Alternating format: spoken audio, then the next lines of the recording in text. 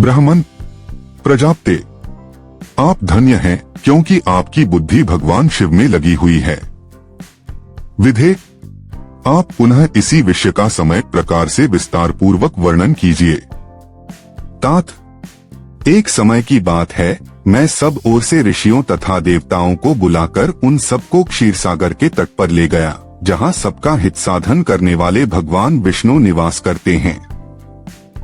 वहाँ देवताओं के पूछने पर भगवान विष्णु ने सबके लिए शिव पूजन की ही श्रेष्ठता बतलाकर यह कहा कि एक मुहूर्त या एक क्षण भी जो शिव का पूजन नहीं किया जाता, वही हानि है, वही महान छिद्र है, वही अंधापन है और वही मूर्खता है।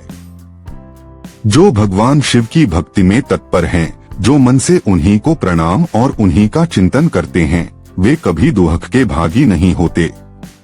जो महान सौभाग्यशाली पुरुष मनोहर भवन, सुंदर आभूषणों से विभूषित स्त्रियां, जितने से मन को संतोष हो उतना धन, पुत्र पौत्र आदि संतति, आरोग्य, सुंदर शरीर, अलौकिक प्रतिष्ठा, स्वर्गीय सुख, अंत में मोक्ष रूपी फल अथवा परमेश्वर शिव की भक्ति चाहते हैं, वे पूर्व जन्मों के महान पुण्य से भगवान सदाशिव की पूजा अर्चा में प्रवृत्त होते हैं। जो पुरुष नित्य भक्तिपरायण हो शिवलिंग की पूजा करता है, उसको सफल सिद्धि प्राप्त होती है तथा वह पापों के चक्कर में नहीं पड़ता। भगवान के इस प्रकार उपदेश देने पर देवताओं ने उन श्रीहरि को प्रणाम किया और मनुष्यों की समस्त कामनाओं की पूर्ति के लिए उनसे शिवलिंग देने के लिए प्रार्थना की।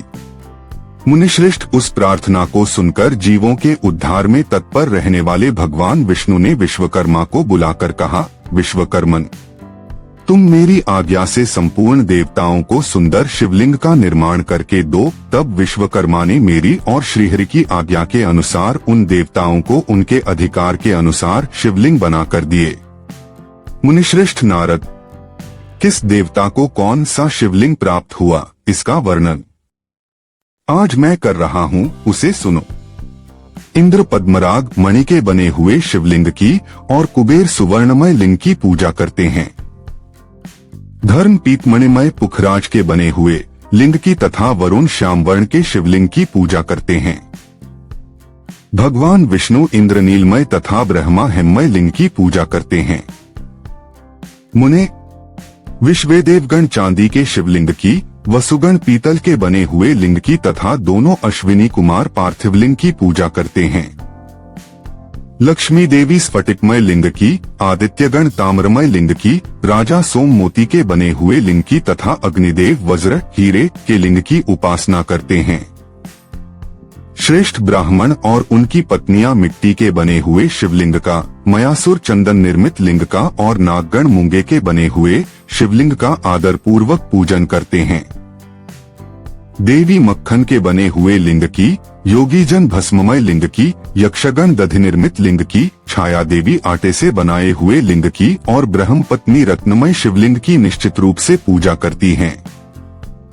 बाणासुर पारद या पार्थिव लिंग की पूजा करता है। दूसरे लोग भी ऐसा ही करते हैं। ऐसे ऐसे शिवलिंग बनाकर विश्वकर्मा ने विभिन्न लोगों को दिए न, तथा वे सब देवता और ऋषि उन लिंगों की न पूजा करते हैं। भगवान विष्णु ने इस तरह देवताओं को उनके हित की कामना से शिवलिंग देकर उनसे तथा मुझ ब्रह्मा से न पिनाक पाणी महादेव के पूजन की विधि भी बताई।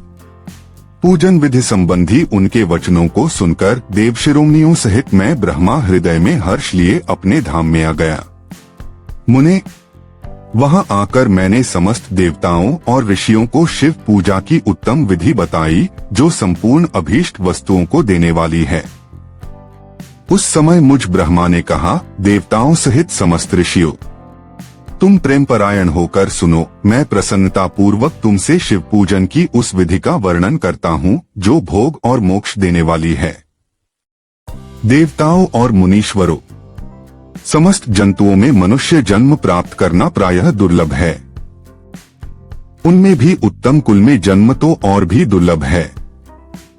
उत्तम कुल में भी आचारवान ब्राह्मणों के यहाँ उत्पन्न होना उत्तम पुण्य से ही संभव है। यदि वैसा जन्म सुलभ हो जाए तो भगवान शिव के संतोष के लिए उस उत्तम कर्म का अनुष्ठान करे, जो अपने वर्ण और आश्रम के लिए शास्त्रों द्वारा प्रतिपादित है। जिस जाति के लिए जो कर्म बताया गया है उसका उल्लंघन न करे। जितनी संपत्ति हो उसके अनुसार ही दान करे। कर्ममय सहस्त्रों यज्ञों से तपोयज्ञ बढ़कर है। सहस्त्रों तपोयज्ञों से जपयज्ञ का महत्व अधिक है। ध्यान यज्ञ से बढ़कर कोई वस्तु नहीं है। ध्यान ज्ञान का साधन है, क्योंकि योगी ध्यान के द्वारा अपने इष्ट देव समर्थ शिव का साक्षात्कार करता है। ध्यान यज्ञ में तत्पर रहने वाले उपासक के लिए भगवान शिव सदा ही सन्निहित हैं। जो विज्ञान से संपन्न हैं, उन पुरुषों की शुद्धि के लिए किसी प्रायश्चित आदि की आवश्यकता नहीं है।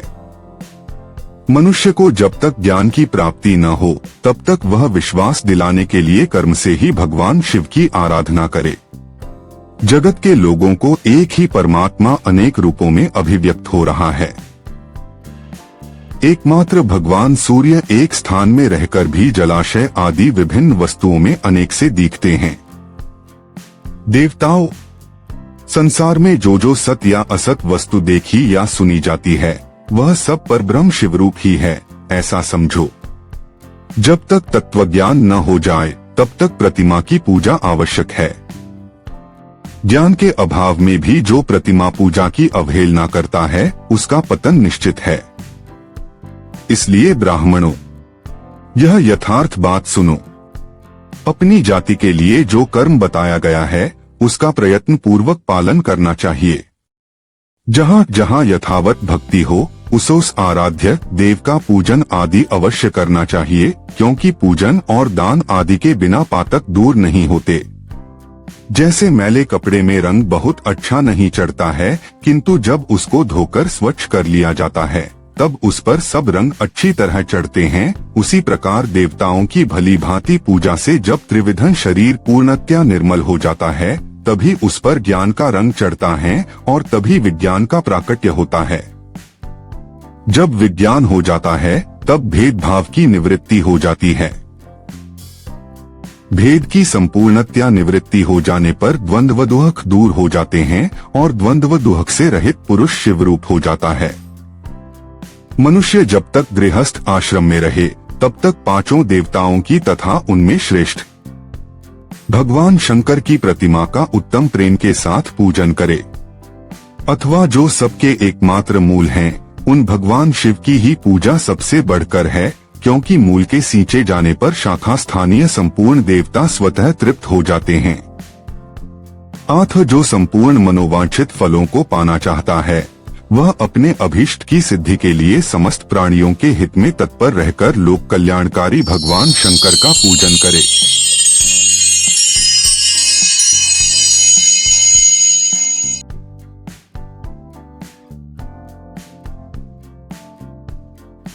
नारद जी ने ब्रह्मा जी से भगवान शिव की श्रेष्ठता और उनके पूजन की अनिवार्यता पर विस्तार से बताने का आग्रह किया।